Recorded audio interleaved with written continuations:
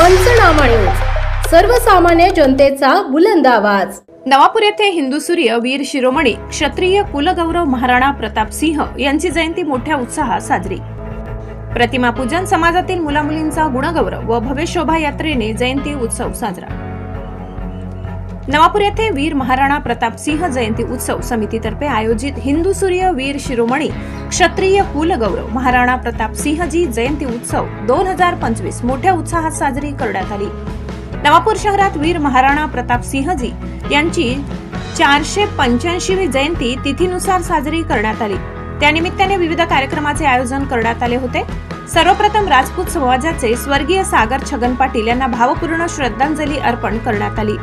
एवढी व्यासपीठावर माजी नगराध्यक्ष दामू अण्णा बिराडे, अजय वसावे, रमेशचंद्र अग्रवाल, रोशन नाईक, धनंजय गावित, शंकर दर्जी, राजपूत समाजाचे अध्यक्ष रामकृष्ण पाटील, चंद्रकांत नगराळे, विशाल सांगडे, एजाज शेख, अमृत लोहार, मंगेश येवले, सुनील पाटील, हेमलता पाटील, धर्मेश पाटील, अजय पाटील, उत्सव समितीचे अध्यक्ष उमेश मोरे, दर्शन दीपक पाटील आदी उपस्थित होते। वीर महाराणा प्रताप सिंह यांच्या अर्धकृती पुतळ्याचे पूजन करून उपस्थित मान्यवरांनी पुष्पहार अर्पण केला। सर्वांनी अभिवादन केले। त्यानंतर समाजातील गुणवंत विद्यार्थ्यांचा ट्रॉफी व प्रमाणपत्र देऊन गुणगौरव करण्यात आला।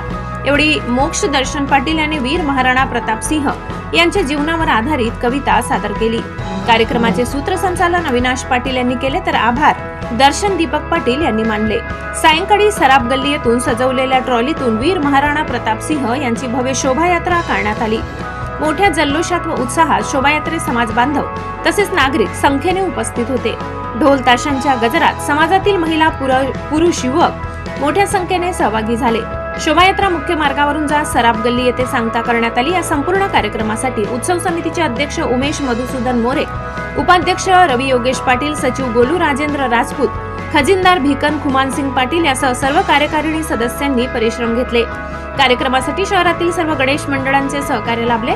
तसेच वीर महाराणा प्रताप सिंह यांच्या जीवनावर आधारित ऑनलाईन परीक्षा घेण्यात आली होती। त्यात 522 विद्यार्थ्यांनी सहभाग घेतला। यामध्ये 30 विद्यार्थी उत्तीर्ण झाले, त्यांना पण बक्षीस वितरण करण्यात आले।